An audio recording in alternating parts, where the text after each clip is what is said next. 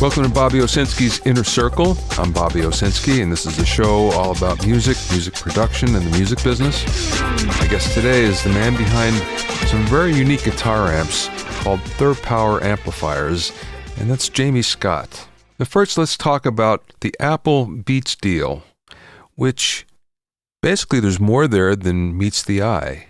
One of the thoughts I had is that the whole deal is not about buying Beats Music, the streaming service. And it's not about buying Beats electronics for headphones and high-end audio accessories. It's actually for buying Jimmy Iovine. It's getting Jimmy Iovine on board at Apple. Now, if you don't know who Jimmy Iovine is, he's been a mover and shaker in the music industry for quite some time. He's not only the chairman of Interscope, Geffen, A&M Records, he's the co-founder of Beats Electronics, him and along with Dr. Dre. Before that, he started as an engineer with John Lennon, Bruce Springsteen, became a producer, and produced some really big hit albums, Tom Petty and Heartbreakers, Patti Smith. So basically, the guy's a pedigree. He knows music well, inside out, upside down. He knows how it's made. But he also knows music business, and he knows it well, and he's played the game very well. And some might say that he has a vision that Apple doesn't have. And one of the things that I think is happening is Tim Cook, who's the CEO of Apple, kind of knows where his limitations are. He understands that he's a great operations guy, but he's not a particularly good vision guy, and that's what Apple really needed.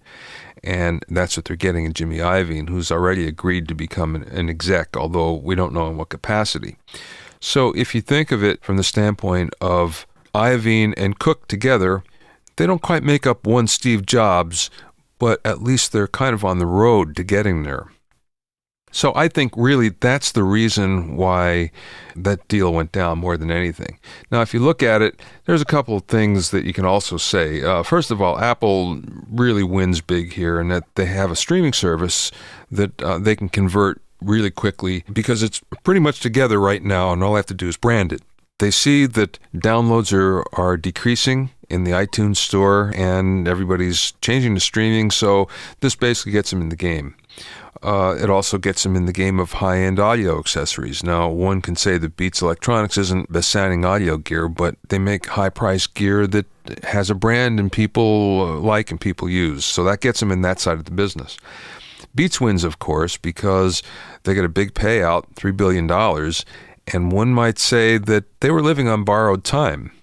Now, if you look at it from the standpoint that, yes, they had some really deep-pocket investors. They have Axis Industries. They have the Carlyle Group, who put a lot of dough into them, $500+ million. That being said, it's very difficult for a standalone company like that to stay in the game with an Apple, with a Google, with an Amazon who's getting into their own streaming business. So for them to sell out when they can right now is a good deal because probably this wasn't going to get any better for them down the line. They would probably struggle. It's obviously a good deal for Jimmy Iovine and Dr. Dre because they get to cash out. And for Dre, he doesn't become a billionaire, but he becomes a near billionaire and probably the most successful hip-hop artist ever as a result. There are losers, though. For instance, Apple is actually a loser in this as well, from the standpoint that they look weak. They look like they lack innovation. They have to go out of house to buy an existing streaming music service. Why couldn't they build their own, for instance? And of course, why are they getting into the high-end audio accessory business? They're pretty good at designing their own stuff. Why couldn't they do it themselves? So there's that. Some other losers, big losers, are headphone manufacturers. And when you look at it from the standpoint that all of a sudden there's some great manufacturers that were trying to jump into the space that they saw Beats Electronics carve out. Well, now they're up against the giant that is Apple. And it's not going to be nearly as easy as it could have been for them. So they're a big loser in all this as well. There are some questions, though. So will Apple be able to deliver a streaming service that can rival Spotify now? Or anything that Google or Amazon will introduce in the future? We don't know that yet. Will Apple be able to marry some of their high-end headphones with audio products that matches the experience? So for instance, if you have a really good set of speakers, headphones, whatever, you need some really good sounding music to take advantage of that. So are we going to see that from Apple? Some high-end distribution, audio distribution? We don't know yet. Will the team of Jimmy Iovine and Dr. Dre prove that they have some magic that Apple really needs for future new product development? And we don't know that either. So we're going to see that pretty soon. I'd say in the next year, we're going to start to see the fruits of that. It probably will take about a year for that to happen. But in the meantime, Apple kind of looks good. Tim Cook looks even better by this deal. So we'll see what happens. Next thing I want to talk about are electric guitars. As many of you know, I like to go on cruises, and I go twice a year and even more if I can. I just like cruising. And one of the things I noticed a few years ago, or started to notice, was the fact that all of a sudden there were fewer and fewer electric guitars in the bands on cruises. And then whenever we'd dock someplace, I'd go and I'd listen to a band in a club and they wouldn't have an electric guitar player. And this looked like a trend to me that was happening. And I began to wonder, why is this? And the reason that I came up with is guitar players are loud. And it's just a fact of the matter. If you really want to get a really good guitar sound, you have to turn your amp up. And when you do that, usually you become too loud for the venue. So it appeared that on these cruise ships anyway, which might have 4 or 5 or more bands, depending on the size of the ship, there would be no guitar players in any of them. As a matter of fact, a few years ago, there was one that had a 7-string bass player. And I got to say, this guy was great. Usually, whenever you get past 4 strings, my eyes usually roll a little bit and think, okay, what are we going to have? Is it going to be bass player, solo night? Anyway, this guy did do that in place of a guitar player, and he was great. It was actually someone who could pull it off, which is rare. But this last cruise that I went on, I have to say, guitars are back, and they're in every band, everywhere that I went. Now, it wasn't that they were screaming loud or anything. It's just the fact that they were actually there. And I thought that was pretty cool that maybe there is this lull in electric guitar presence in bands that perhaps is coming back. One of the interesting things is we're going to be talking about that, specifically about loud guitar players, playing loud, turning your amp up, with my guest today, Jamie Scott. So stay tuned for that. Remember, if you have any questions or comments, send them to questions@BobbyOInnerCircle, questions@BobbyOInnerCircle. My guest today is Jamie Scott from Third Power Amplifiers, whose users include Joe Walsh and Hunter Hayes, Lenny Kravitz, and just about every Nashville studio guitar player, as well as Simon Townsend from The Who, and many others. You can go on the website and you can check out the many users that Jamie has with his company. Jamie's also a great guitar player with a couple of major record deals under his belt. And he's also a recording and a mastering engineer as well. And he brings all of this to his unique amplifiers. I spoke to him via Skype from his home in Nashville. And here's Jamie. I'm here with Jamie Scott from Third Power Amplification, and I'm really happy to talk to you about one of my favorite subjects, guitar amps. Welcome, That's Jamie. Awesome. Oh, thank you. Thank you for having me. Guitar tone is just, it's been a pursuit, I think, of a lifetime for me. So this is great. Love to talk about it. One of the ways that I found out about you is by seeing Joe Walsh on television. I'm not sure what the show was. I think it might have been the Guitar Center show. But he was using these amplifiers that I had never seen or heard of before, called Third Power. And I immediately went on the internet and started to do some research. And I was really impressed just by your website and by the clientele you have and everything. So how did that come to pass, Jamie? Thank you, first of all. And I appreciate, a lot of times things come so easy. You see it on TV, see it on YouTube, and you just kind of file it away and move on. So thank you for researching it and digging in a little bit about Third Power. The story with Joe Walsh is it's actually great, and I'm really excited about it. in 1997, I actually opened for Joe Walsh on his U.S. tour. And we connected at that point as musicians. I played a Red Gretsch Country Gentleman. And on that tour, I had slick back hair. I wore a suit and was playing, through a Fender Twin. It was kind of Chris Isaak meets the Mavericks flavor for that band. And I would talk about gear with Joe. So fast forward to now, I was doing work with a guy named Hunter Hayes. And Hunter Hayes and Joe did Crossroads together here in Nashville. This is going back, oh my God, time flies. So it's about a year and a half ago now. And at that session, I was there, Hunter Hayes' amps, and I remember during the taping, Hunter went and took his first solo, and Joe's head snapped back so fast at what Hunter was playing through. And by the end of the session, Joe's guitar tech came up to me and, hi, introduced himself, Mark Reese, and went on, and he goes, Joe wants to talk to you about your amps. And I said, that's great, gave him my number. I got a call about 3 weeks later, and it was, Jamie, this is Joe Walsh, the guitar player. And it was just amazing. And so we started talking about guitar tone, and it was at that point that I kind of connected the dots to 1997. At Crossroads, it wasn't my place to say, hey, Joe, we know each other. No, it was stay back, support Hunter Hayes. But when Joe said, what amp, which one of your amps do I need? Then I let him know. I opened for you, and I watched the set every night. And I'm no fool. I told Joe you need one of everything. You could really cover anything in your catalog. And we enjoyed a great laugh, a great conversation. And he did buy the American Dream and British Dream. He asked me to deliver it. And I said, okay, where would you like it? And he said, well, I'm playing the Ryman with Ringo Starr tonight. Will you bring it over? So I was a guest of Joe Walsh. I stood on the side of the stage and watched him play. It's one of those, it's a pinch yourself moment, right? Here I am 15 feet from Ringo Starr on the drum riser and Joe Walsh. And it all came about from a phone call, and guitar tone. And so I'll never forget that. And it turns out they taped the Ringo Starr and the All-Stars video.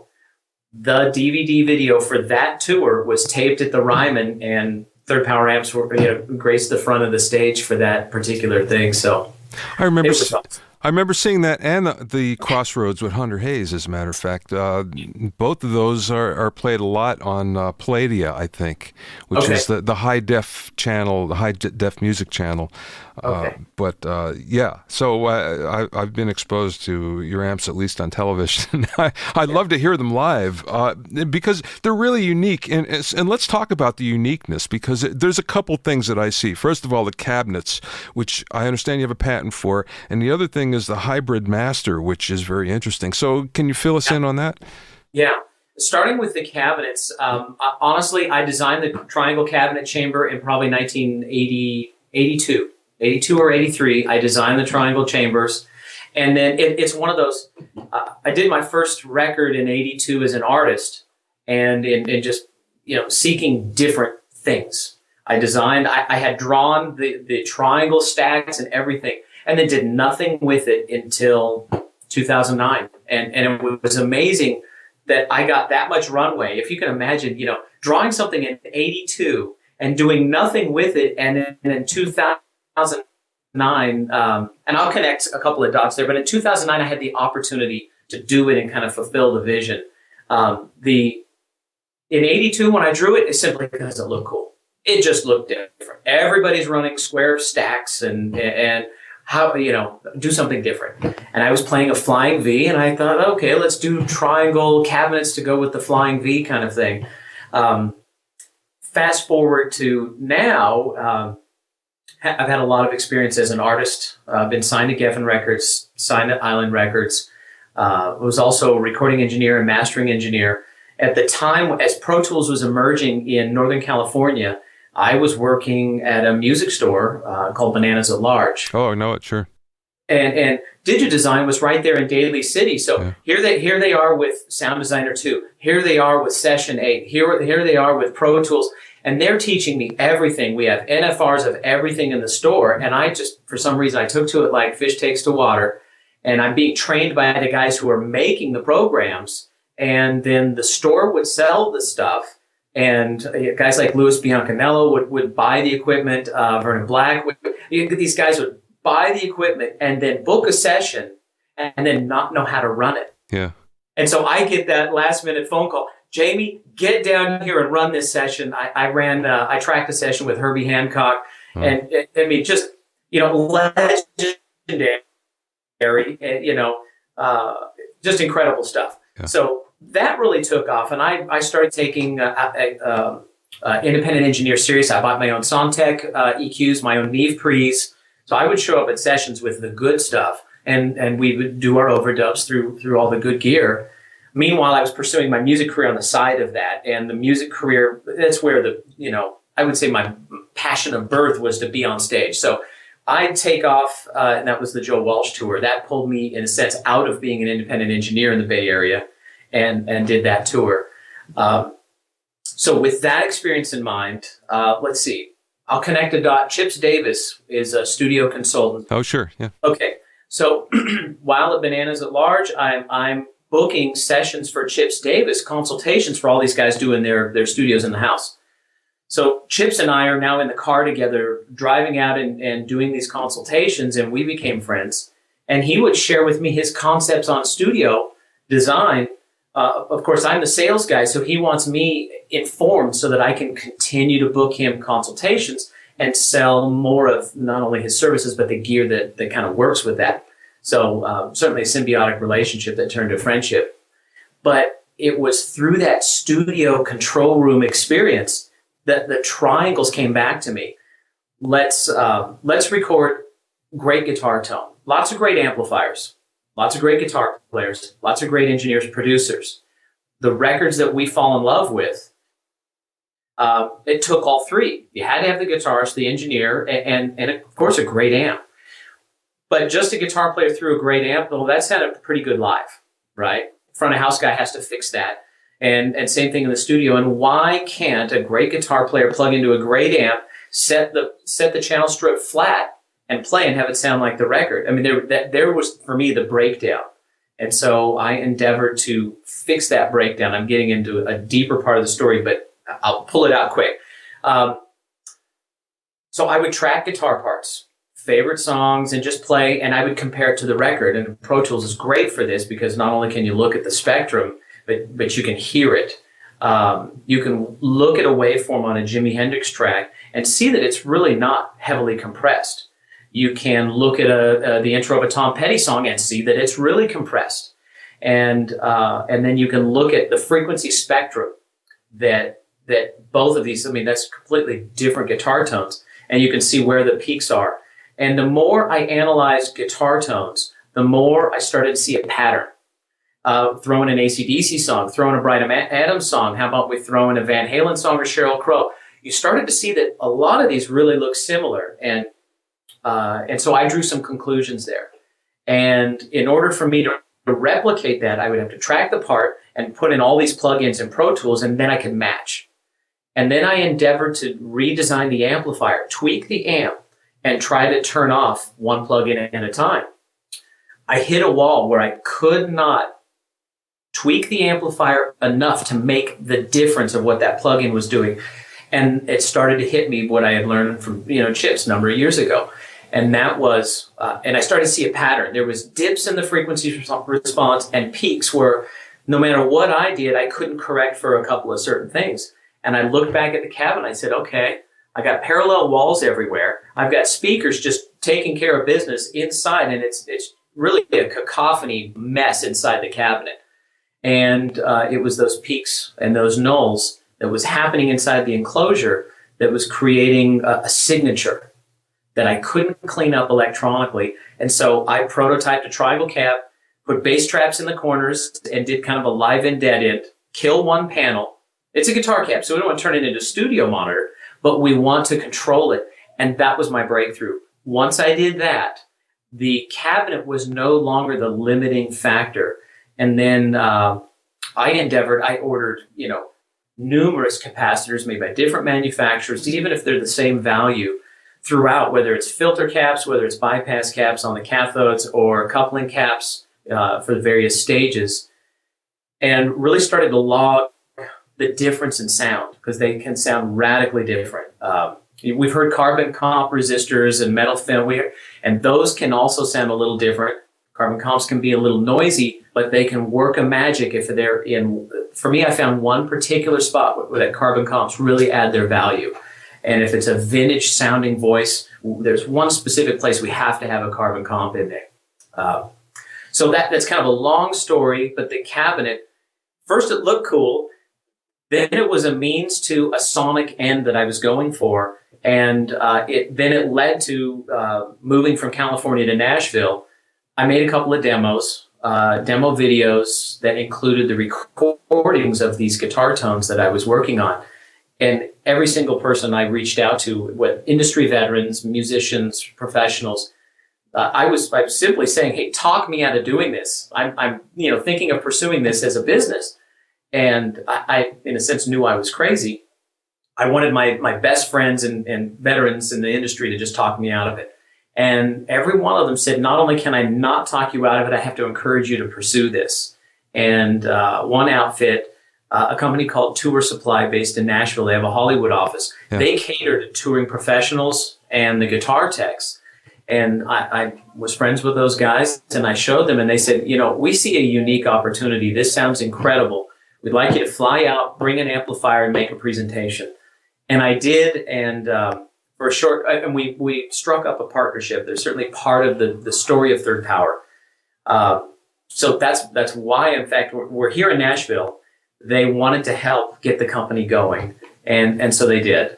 And we're now on separate paths. We're still friends, but that's part of the story that got us to Nashville, and that's the story of the triangle. And if you visit our website, you can see we're at thirdpower.com, 3RD. You'll see cabinets that have a triangle shape, or you'll see a square cabinet, but inside we embed the triangle with the bass traps. We do a switchback port, so you can have a cabinet and run it closed back, or you can take the port off and run it open back, and it's tuned so the low frequencies extend in a really great way. And well, let me ask you a question. So, what kind of wood are you using to construct the cabinet? We're using Baltic birch as the primary shell. There is in certain because we're embedding a chamber inside of a beefier structure. We may use certain panels, maybe a light ply or a thinner Baltic birch. We don't want to eliminate all resonance. We've heard guitar cabinets out there. Pine caps have lots of resonance. It's part of the sound. And which Fender uses. Absolutely, yeah. And let's say a Marshall 412. That's a dense, Baltic birch, yeah. Yeah, it's a dense cabinet, and we're not looking to eliminate all resonance, but we're certainly controlling it so that electronically I can voice the amplifier. So the end goal was stick a mic in front of it, set the gain on your mic on the console, and simply push the fader up. You don't have to do corrective surgery to pull a great sound out of a Third Power. That was my goal. First was, I don't want to launch an amp company and just have another great amp. I wanted to create something that could get on the record. If the record could be cut with a Third Power, chances are the artist that tours that record, whether the guitar player actually was in the band, played on it. In Nashville, you have a lot of studio guys that'll play on it, and then a touring musician. Well, if the record's cut with Third Power, that guy's chances of touring with my amplifier, they go up much greater. Yeah. Then from there, we can broaden out our customer base. So I think we're at that 4.5 year period, and guys like Dan Huff are cutting records. Chris Steven, Paul Ebersole, Pete Kipley. It's almost exclusively Third Power records now, guitar-wise. So it's fantastic. Well, let me ask you a question then. So I don't know. I kind of look at the Marshall 4x12 as maybe a standard, and there's something to that. Just again, it's the Baltic birch that they use, and it's the way everything is put together, and it's sort of ideal in some sort of way. So were you trying to go away from that, trying to emulate it in a smaller cabinet, do something different? Well, I'm trying to get a comparison here to that. Yeah, and that's a great example. I used to collect Marshall amplifiers and vintage ones. I had at one point 14 different Plexi 100-watt amplifiers. I was a 100-watt guy, and this was before I had any idea I would do this as a business. I have a logbook. I don't have it handy to show you here, on the camera, but I have a logbook where I would track all of the operating voltages on all of these Marshalls, knowing the best ones, the voltage is kind of here, and the ones that maybe were a little muddy. And the thing about Marshalls is some sound great, some sound mad, some sound sweet, some sound muddy and mad, some sound edgy and sweet. It's like this moving thing. And out of the 14, I found 2 that were absolutely perfect. They were different sides of the spectrum. One was sweet and perfect, and one was mad and perfect. Yeah. And it was incredible. And so not knowing why, but I studied. These are Plexis now. You're talking. Yeah, Plexis. Yeah. And 1959s. 1959s, yeah, Yep. 68s were my year. Yeah. Lots of other great Plexis, but it was the 68 super leads and super basses. That was my thing. Yeah. And so I gravitated to those, and I just studied why. Just wanted to know why. Maybe to make myself a more informed collector and buyer at the time, but I still have that logbook. And I had vintage cabs. And the early voicing... Which make a big difference. So the cabs are and it's something that gets overlooked a lot.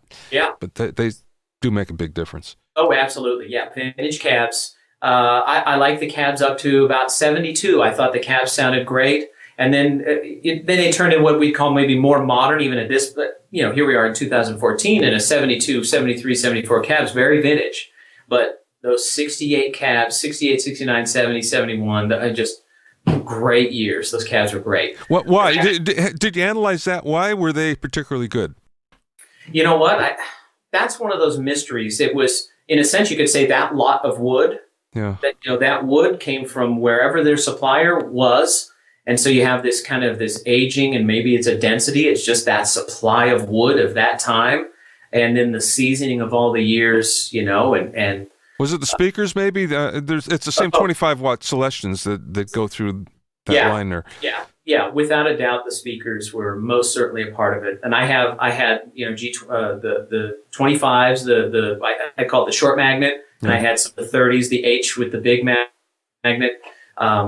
Both of those speakers were great. Both sounded different. You maybe get a bigger Hendrixy, this dominating full spectrum sound out of the H magnets. I was I still am a Michael Schenker fan, and I'll plug in a Flying V into a Marshall with 25-watt magnets on there. The short magnets. I mean, you're cutting any UFO guitar track or Michael Schenker. It's just a great sound. Yeah. So I did study the cabs. I measured and made my calculations on cubic volume.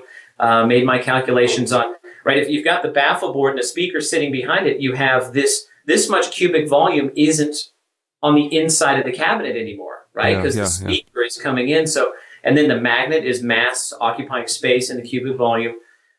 So I would make my version of those calculations, and I came up with a ratio.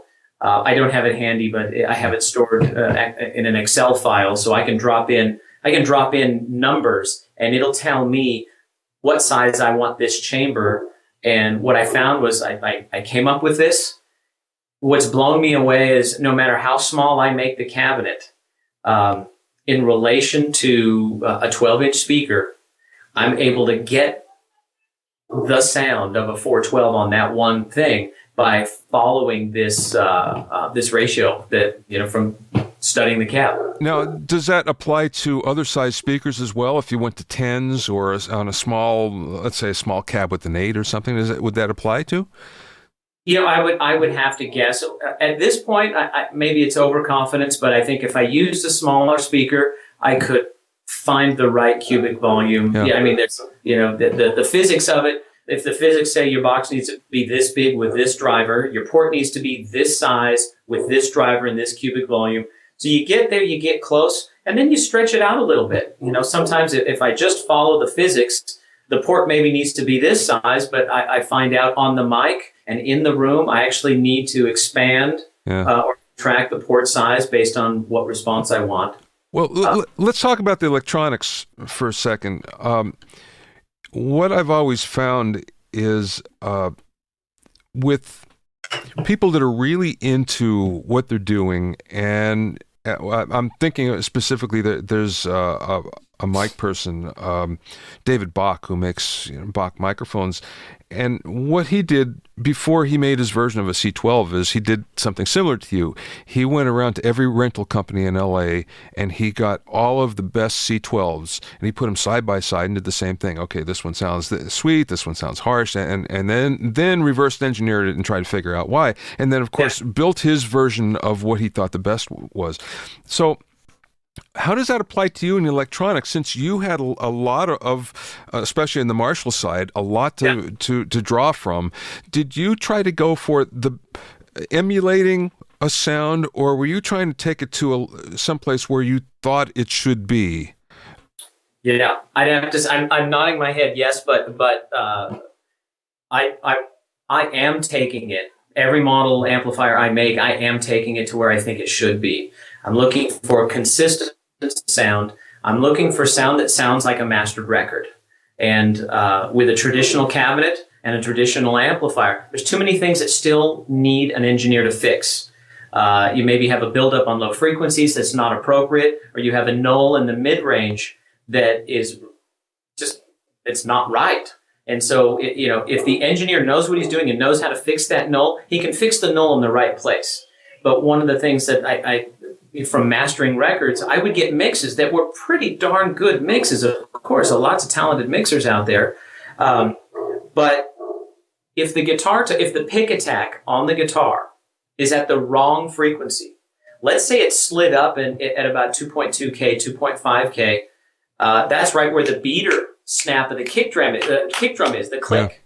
Yeah. And so now you have energy that's competing with that, and so chances are they move the kick drum. It's easy, just grab the sweep and push it out. You move one or the other, yeah, right. Absolutely, yeah. Exactly. You move one or the other, and as soon as you start doing this, it's this domino effect. Things start moving into where the consonants are of the vocals, and now the cymbals. And now you move those, and now it's this crazy thing. If you get the frequencies right the first time, it's on the track. The pick attack is where it needs to be. The less EQ, I mean, we know the less EQ applied at mixdown, the better the end result. And so you have to mic things, use the right mic, and right mic placement. And placement, yeah, right. Yeah. But placement changes all that too. So absolutely. And that's a variable that you can't really anticipate. Exactly. So here's my electronic philosophy. In some ways, I got lucky coming up with the triangle design, and then the treatments inside like a studio control room, right? Bass traps, kill one, so that I could manage what the cabinet was telling me. And once it became managed, then I could electronically design through the choice of, a Marshall tone stack inherently has a 1K dip, and it's a big dip based on where you put the knobs.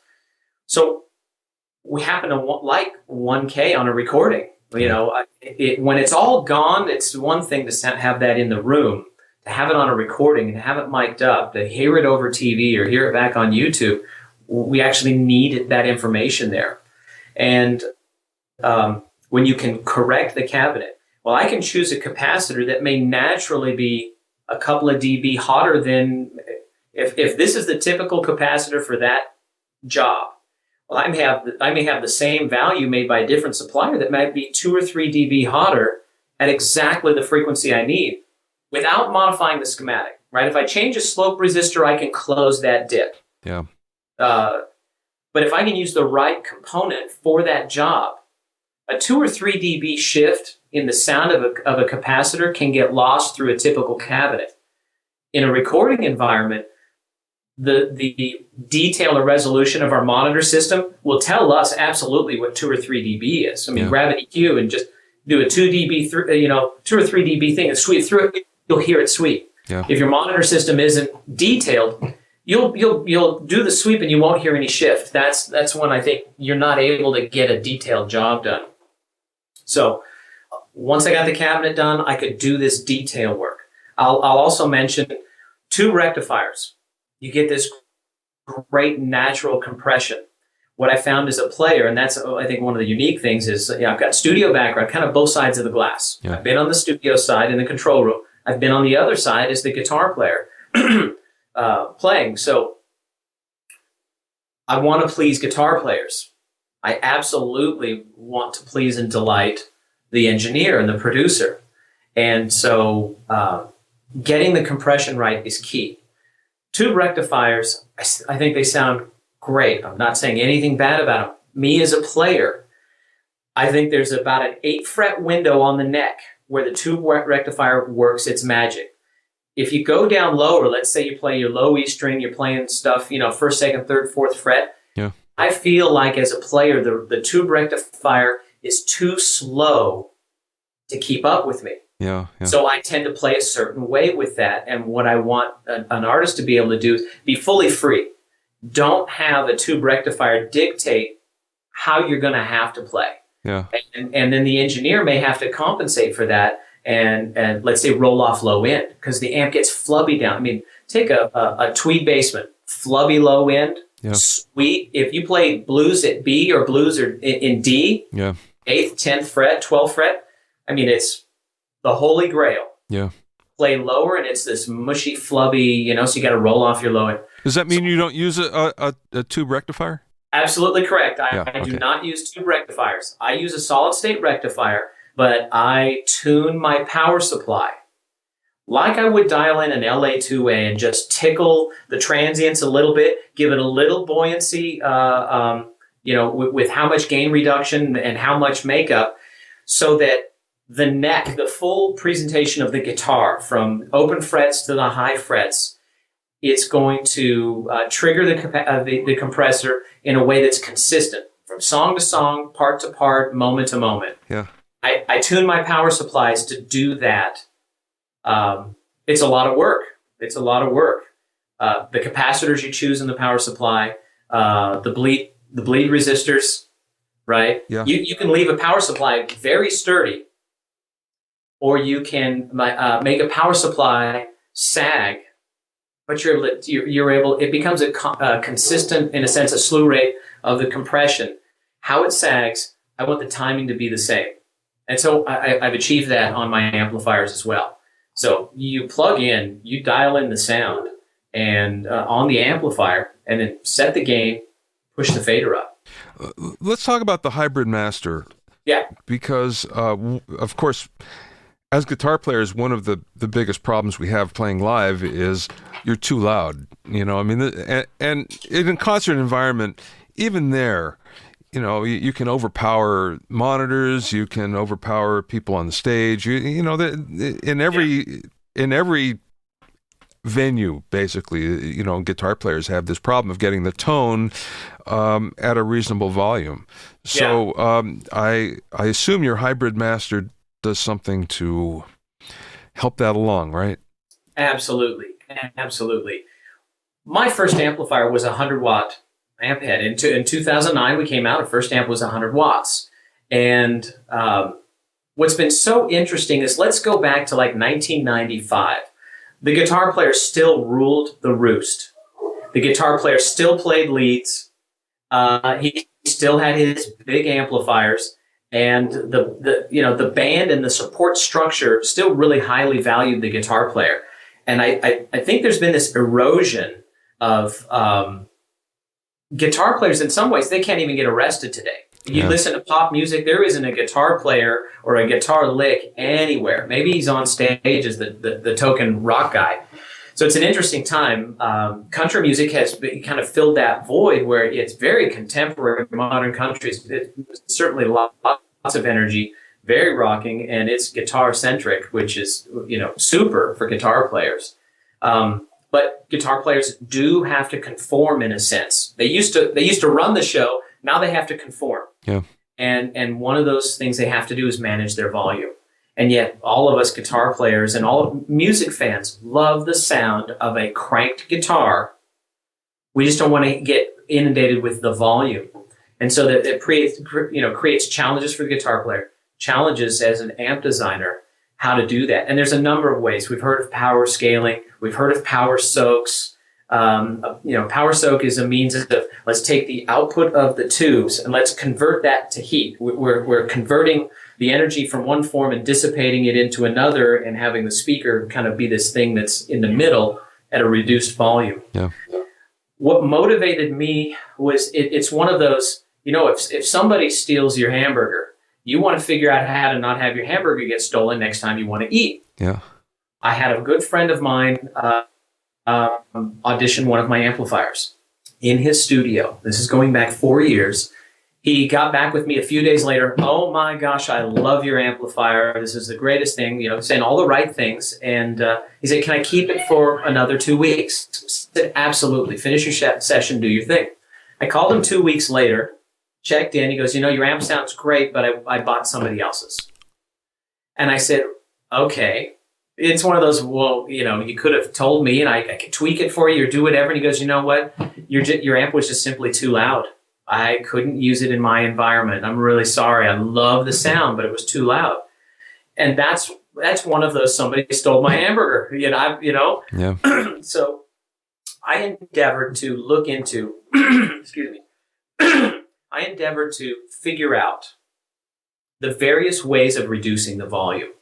There's master volumes. You simply insert a pot in between one circuit and the input of another, and you attenuate the signal.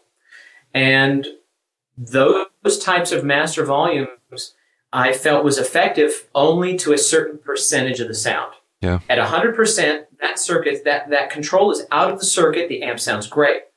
Rolling it off, let's say 20% effective. Once you've gone past 20%, the amp starts to sound thin, that attenuation starts to kick in, and you can really hear, and the sound kind of, the quality for me disappears. Yeah. And so I write that down, master volume, good for whatever percentage it was. I'll just say 20% now. Then there's voltage regulation, there's power scaling. Everything I read, and I've plugged into power scaling amps and experienced it myself, what I found was people would say, power scaling works great if. And that was the part that triggers for me. I'm a fan of Apple products in that, for some reason, even my children can run an Apple product. There's no Apple's great if for me. The user interface is slick, behind the scenes, lots of hard work is being done, but I can just touch it, use it, and enjoy it pretty rapidly. And so I want that for my amplifiers as well. So with the power scaling, it sounds great if, and that is reduce the wattage, but then you've got more distortion, so you've got to kind of go back to your preamp and now retune it for that volume level. Mm-hmm. Well, let's say you show up at the gig, and you can play a little louder. So you open it back up, and now you retune your channel. Soundman says, hey, you know what? Actually, I need you to knock it down a little bit. So you have to knock it down and then retune. And for me, that's that user experience that I don't want for third power.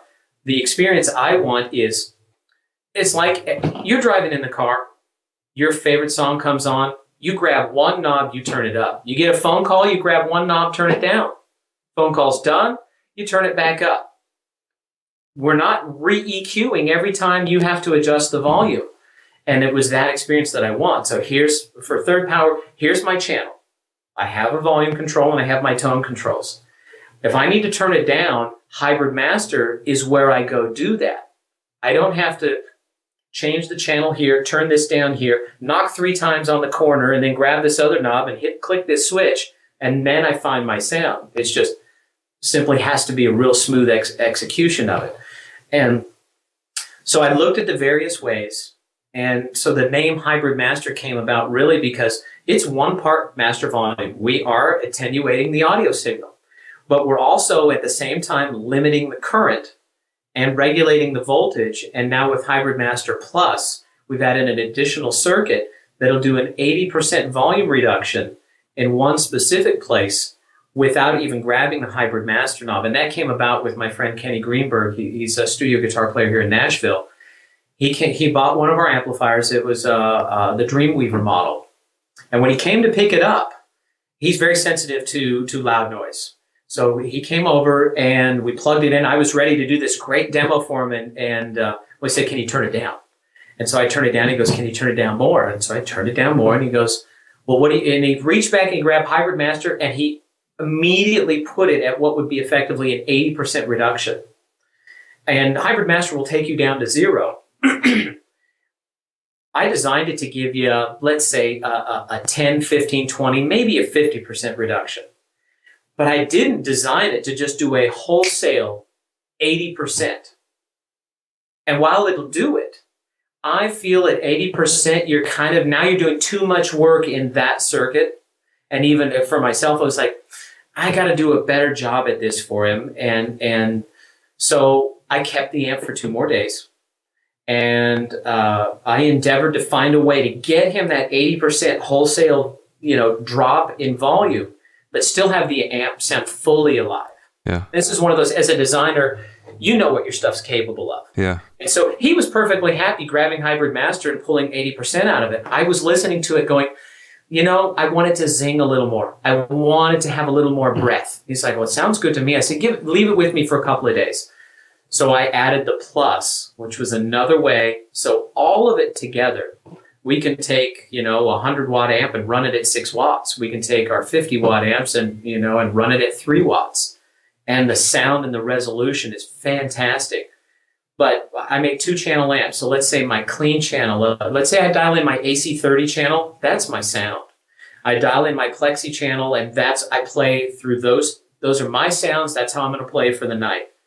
Hybrid Master is how you'll set the volume of that. You never have to go back and set one to play nice with the other. Once you have it dialed in, those are your sounds. Yeah, that's great. You'll regulate. Yeah.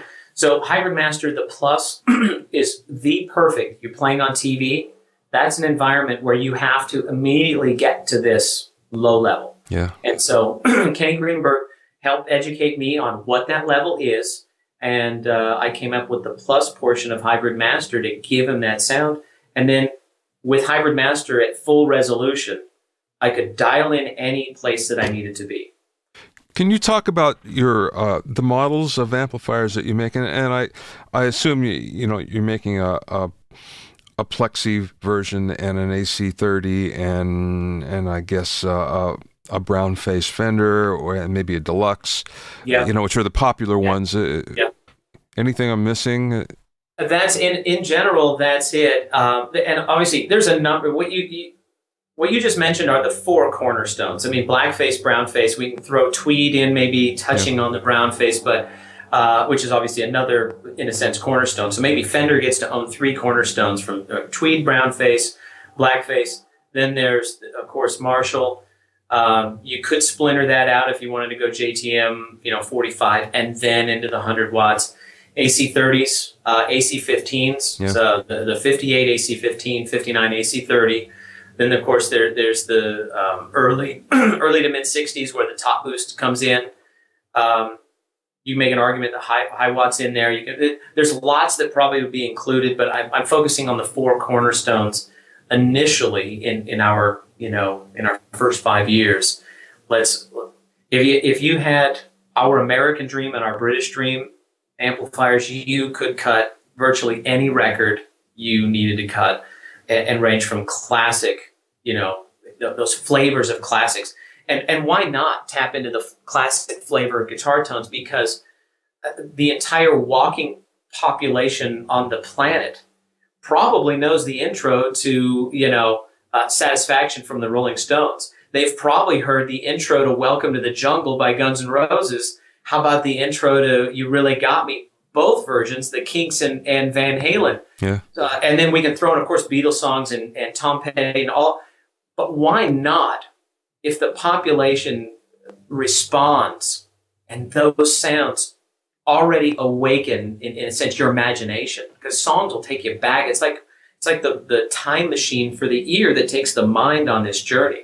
And so that's why I focus on the cornerstones. Yeah. We need to nail that. The American Dream, as you mentioned, covers Channel 1 is a 62, 63 brown face deluxe. Channel 2 would be a 65 black face deluxe. Here's the tweak on that. I have a basement flavored phase inverter on the American Dream. So early in the black face channel, It sounds like the Deluxe. It's got the same tone stack. But as you open that channel up, it really responds to your pick hand. One of the things that, for me, a Deluxe, it stays clean very much through the dial. That's due to the phase inverter, the negative feedback circuit. It's a linear situation. Lots of negative feedback coming back into the amplifier that's keeping the phase inverter from distorting. It's keeping the frequency response smooth, and it's limiting distortion through that circuit. Basements sound wonderful on guitars, and sure enough, as you bring the volume up, you hit it with a little elbow grease on your pick hand, and you get this wonderful edge of breakup.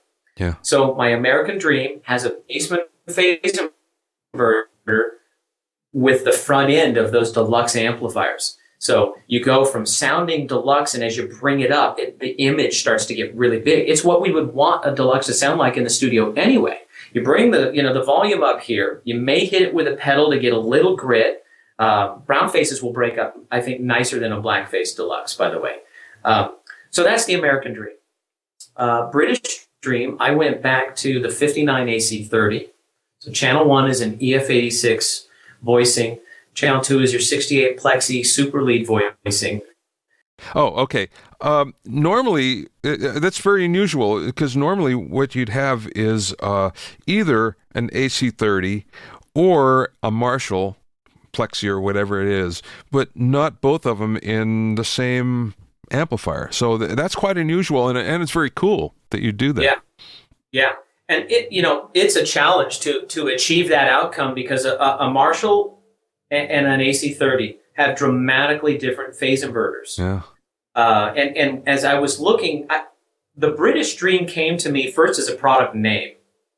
And it had to have a Plexi, of course, as I mentioned earlier, Plexis are in my blood.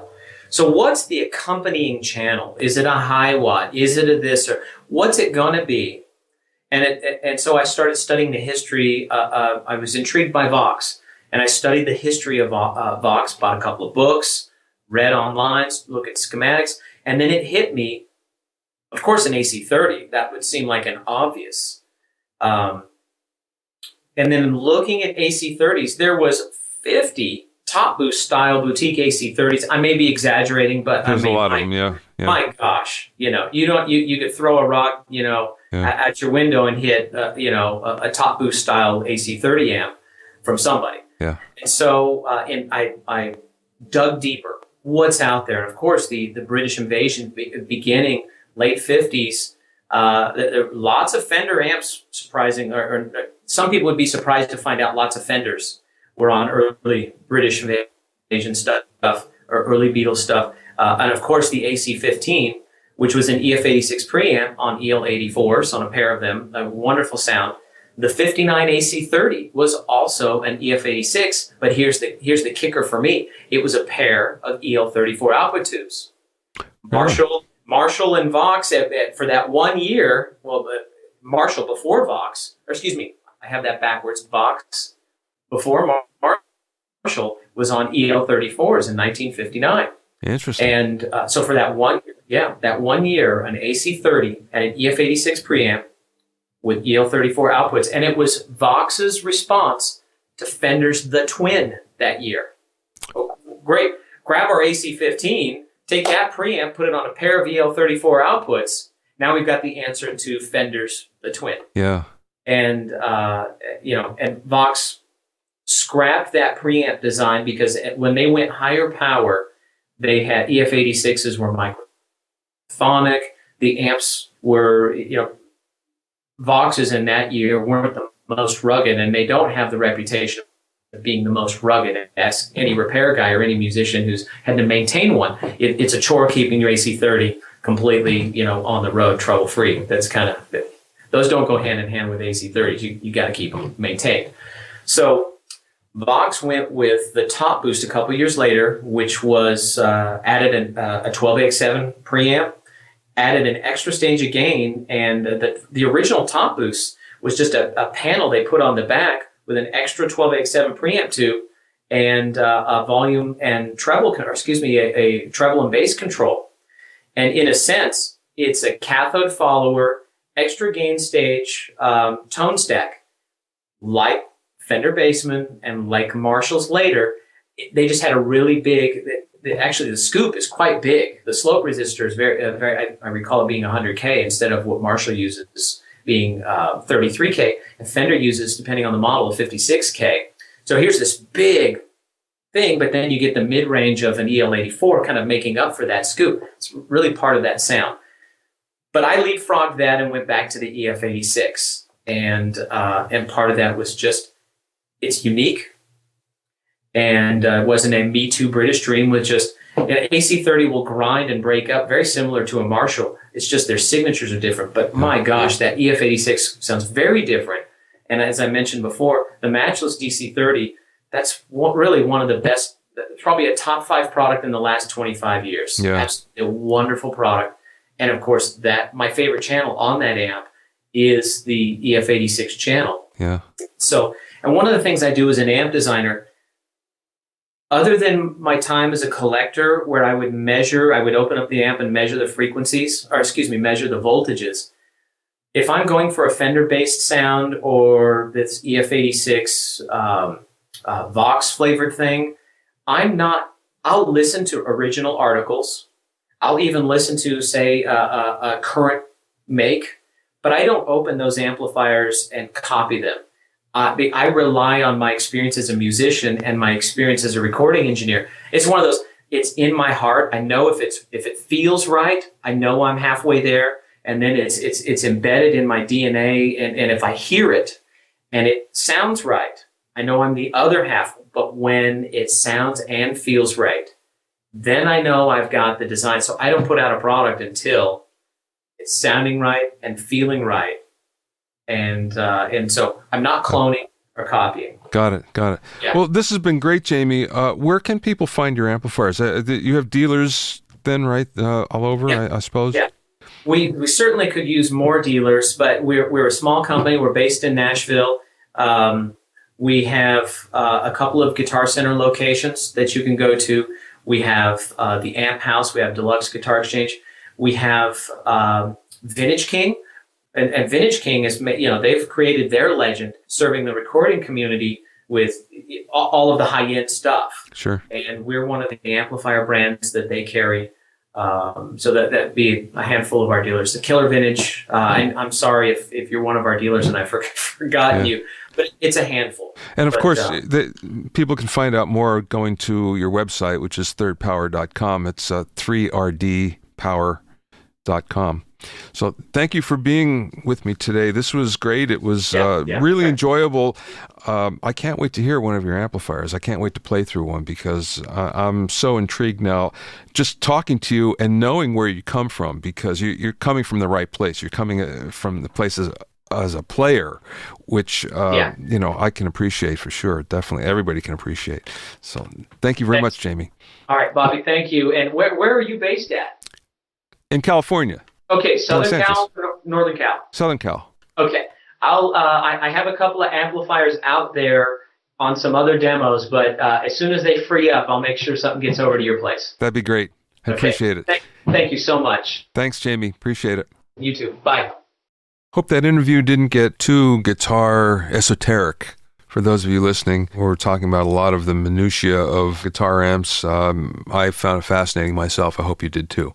If you want to find out more about Jamie and his Third Power amplifiers, go to thirdpower.com. That's thirdpower.com. It's the number 3rdpower.com. And you'll find out all about his company, all about the amplifiers, and all about the people who use them. Thanks for listening and being in my inner circle. Remember, if you have any questions or comments, send them to questions@bobbioinnercircle.com, questions@bobbioinnercircle.com. I really do want to hear your comments on the show, things you like, things you don't like. It's all about improving the product, so let me know, and we'll incorporate any of the comments that you happen to send. Many thanks to Steve Cherubino, who's the host of EDM Producer Podcast at edmmr.com, and Steve is responsible for putting the show together. Thanks again, Steve. To listen to other episodes of Bobby O's Inner Circle, go to bobbyowsinski.com and select the podcast tab, or go to bobbyoinnercircle.com. At bobbyowsinski.com, you'll find links to my blogs and coaching programs, as well as a sign-up sheet for my newsletter and also for the podcast as well. This is Bobby Owsinski. See you next time.